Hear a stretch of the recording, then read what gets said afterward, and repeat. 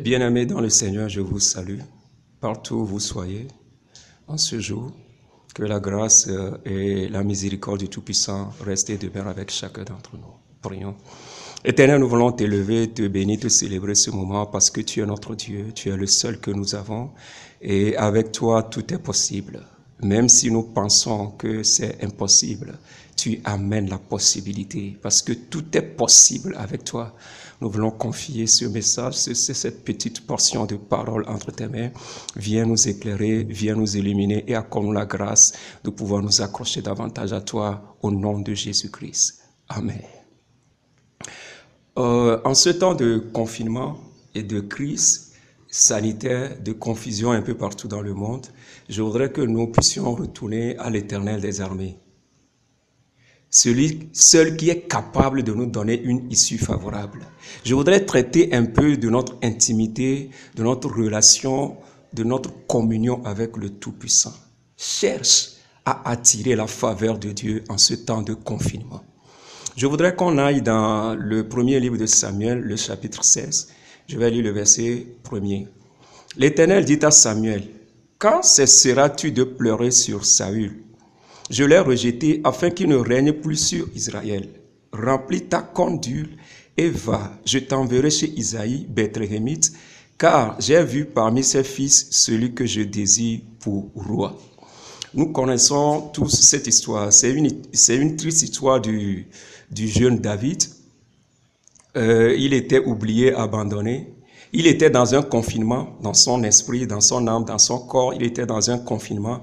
Quoique c'est son père, sa mère, ses propres frères, tout le monde l'a oublié. Il était en quelque sorte dans un confinement psychologique, socio-émotionnel et tout. Mais en ce temps, il cherchait à attirer la faveur de Dieu. Il ne regardait pas la situation, ses regards n'étaient pas fixés, braqués sur les événements, mais il regardait quelqu'un qui était en haut, quelqu'un qui le voyait, quelqu'un qui avait sa caméra braquée sur lui. Et cet homme, c'est l'Éternel des armées. Il a dit, quand cesseras-tu de pleurer sur Saül? Aujourd'hui, le maître mot, c'est coronavirus, Covid-19, les mesures barrières, les gestes préventifs et tout, nous ne refusons pas. Mais nous avons quelqu'un qui est au-delà de cette maladie. Et si sa caméra est braquée sur nous, cette maladie n'aura rien à faire avec nous. Amen. Et Dieu dit, va et oint David. Et quand l'homme de Dieu est rentré dans la maison, il a vu le grand frère Eliab, il a vu Shama, il a vu Abinadab. Il pensait que c'était eux, mais ça n'a rien donné.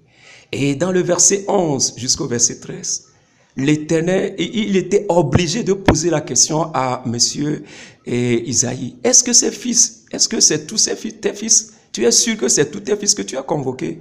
Il dit, il reste un autre, mais lui, il faut le laisser. Il est en confinement dans la brousse. Son problème, c'est les animaux. Et l'homme de Dieu, allez le chercher. S'il ne vient pas, la cérémonie n'aura pas lieu.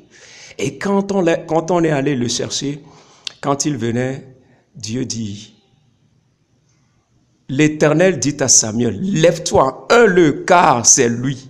Samuel prit la corne d'huile et loignit au milieu de ses frères.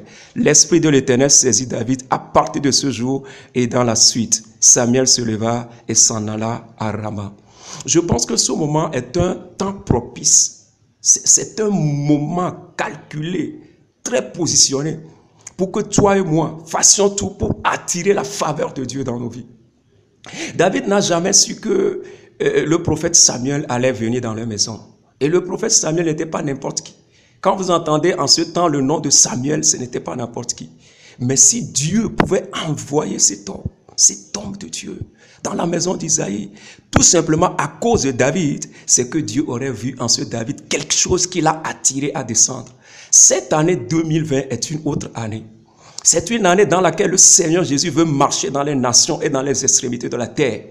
Qui qu'on soit, quoi qu'on pense, quel statut social qu'on ait, il faut qu'on pense à nous tourner vers l'Éternel, à chercher, à attirer la faveur de Dieu.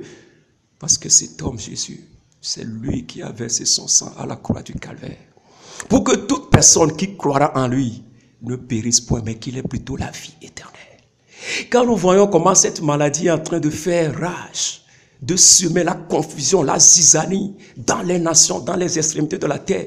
Même les grands ont peur, les chefs d'État, les ministres, les hommes d'État, les décideurs, tout le monde a peur de cette maladie. Mais le Dieu de David est vivant. Est-ce que tu as peur de la maladie? Ou bien tu es prêt à chercher à attirer la faveur de Dieu dans ta vie? Cette faveur de Dieu peut faire quelque chose que cette maladie ne pourra pas faire. La Bible a dit, ne craignez point ceux qui peuvent tuer la chair et ne peuvent rien faire à l'esprit. Mais craignez plutôt celui qui peut tuer et condamner l'esprit et la chair, les jeter même dans la géhenne. Alléluia. Prends ton temps. Regarde tout ce que l'Éternel a déjà accompli dans ta vie. Regarde les choses dans lesquelles l'Éternel t'a accordé la victoire. Et dis-toi que tu as encore l'opportunité d'attirer la faveur de Dieu, de rentrer en communion, en communication, en rapport, en relation avec l'Éternel, le roi des rois, le Dieu de David. Et cet homme peut changer l'histoire de ta vie. Et après cette rencontre, quelque chose de bizarre s'est produit.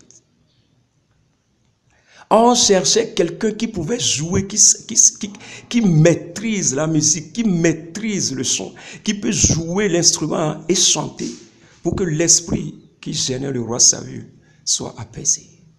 Et c'est ce David qui fut bizarrement choisi, élu dans tout Israël.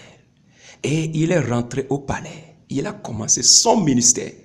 Bien des temps après, dans 1 Samuel 17 maintenant, après 39 jours de comédie, comme si cette maladie de Covid est en train de jouer un sale tour à toute la planète, après 39 jours de comédie, ce jeune David arriva le 40e jour pour arrêter cette histoire de pagaille de Goliath.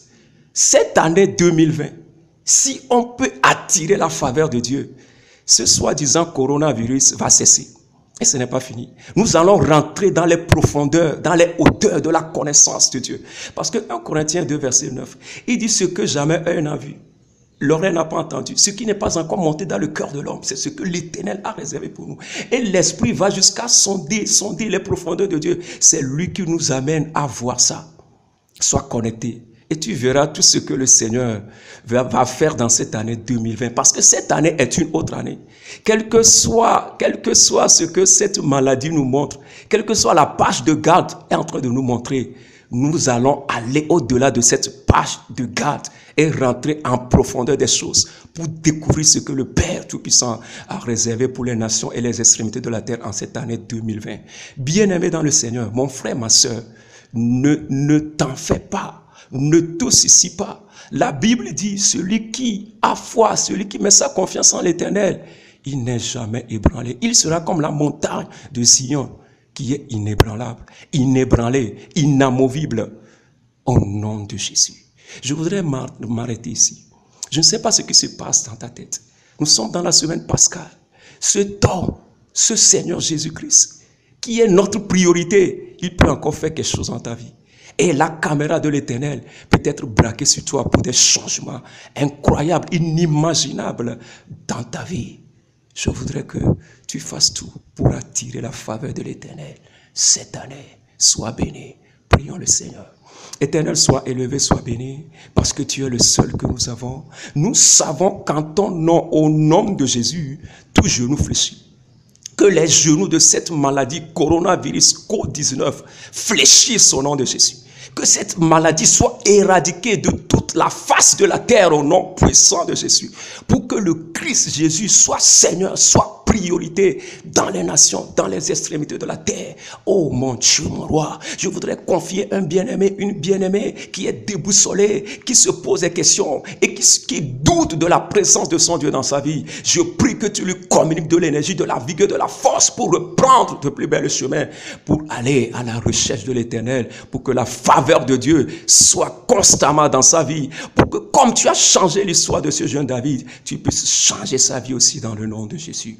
Oh Dieu de gloire, les nations, les extrémités de la terre, nous voulons les confier entre tes mains.